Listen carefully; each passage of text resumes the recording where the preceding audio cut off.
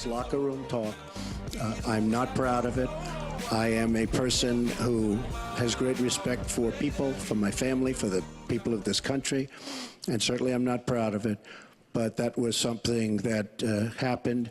If you look at Bill Clinton, far worse, minor words, and his was action.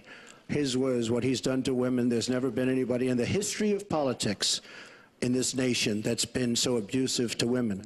Hillary Clinton attacked those same women and attacked them viciously. 4 of them are here tonight.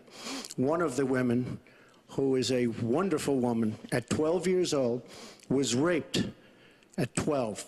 Her client, she represented, got him off, and she's seen laughing on 2 separate occasions, laughing at the girl who was raped. Kathy Shelton, that young woman, is here with us tonight.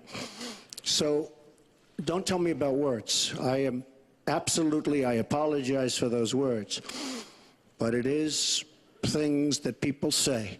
But what President Clinton did, he was impeached. He lost his license to practice law. He had to pay an $850,000 fine to one of the women, Paula Jones, who's also here tonight. And I will tell you that when Hillary brings up a point like that, and she talks about words that I said 11 years ago, I think it's disgraceful, and I think she should be ashamed of herself, if you want to know the truth.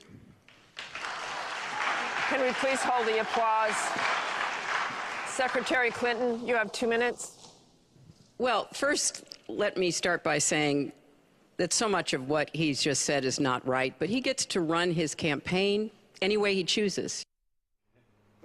That was Donald Trump last night bringing up Bill Clinton's victims and Hillary's, as I see it, intimidation of those women. And someone who was there at the debate last night is someone we know very well.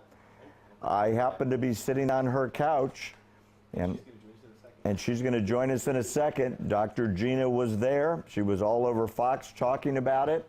And I'm dying to hear what she has to say. It looked like in the studio at the debate last night, that was the punch that landed. Dr. Gina, you saw it from the ground at Washington University in St. Louis. Tell me, what did you think of the Donald's performance?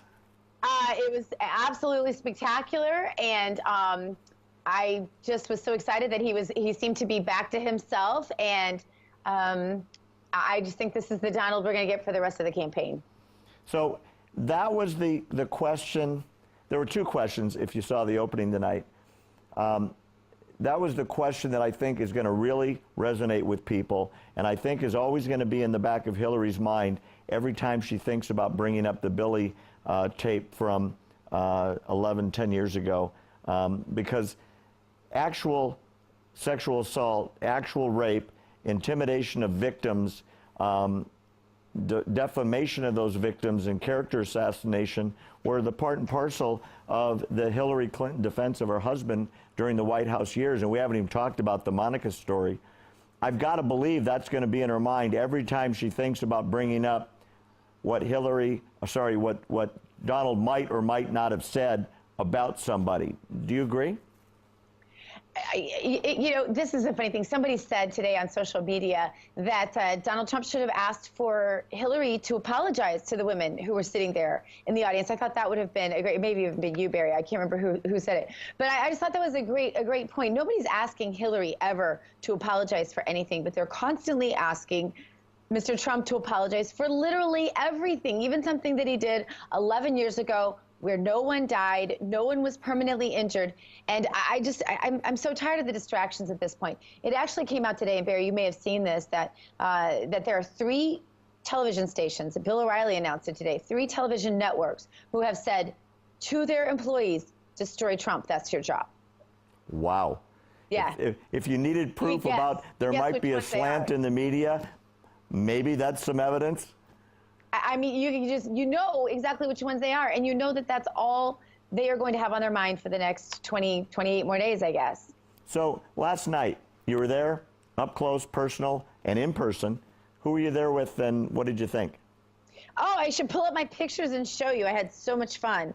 Gosh, just everyone. I think maybe the person that I was the most excited to meet, and it's maybe just because I hadn't met him before and whatever, it was Mr. Brexit, Nigel Farage, and that was awesome.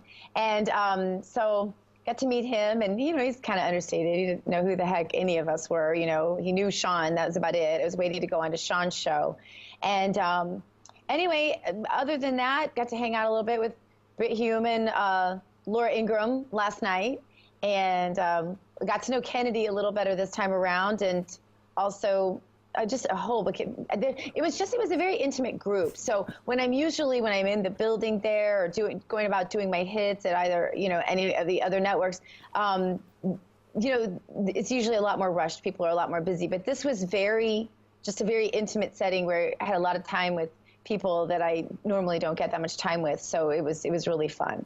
Well, speaking of new people, there's a large mouse in your studio tonight it sounds like he wants to know about Omarosa. Yes.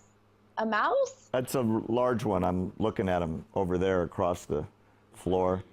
In the studio, named Jason, the mouse. Oh, that mouse. Yeah. Yes. Yeah, well, Sean Hannity calls Jason Pig Vomit, so he has his own name. He has all kinds of names. Omarosa was amazing. She was very, very sweet. I watched the debate, actually, sitting with Katrina Pearson, Omarosa, and Sarah Huckabee, and that was great fun. And I saw that picture. Yeah, different people were walking in and out. So, no, it was a great time. It was a great place to watch the debates. It was... we were talking, we were cheering. When there was about 30 minutes left, I think it was, we kind of all looked at each other and we went, he did it! Oh my gosh, we're back, and it was just like we realized at that point that we could calm down a little bit, that he was in his groove and that it was going to be okay. So it was really cool. Okay, closing analysis from Dr. G. In my opening, I said that what really resonated and landed last night was his, if I'm the President of the United States, my Attorney General is going to look into you with a special prosecutor. How big do you think that was for independence? Oh, I think everybody loved it. I think it's fascinating. I think that the whole Hillary thing, her strategy of attacking him, I think it actually backfired. And I said that on a lot of the shows this weekend, so people might be tired of hearing me say it, but I think it backfired because he was gentleman enough not to attack her in the first debate.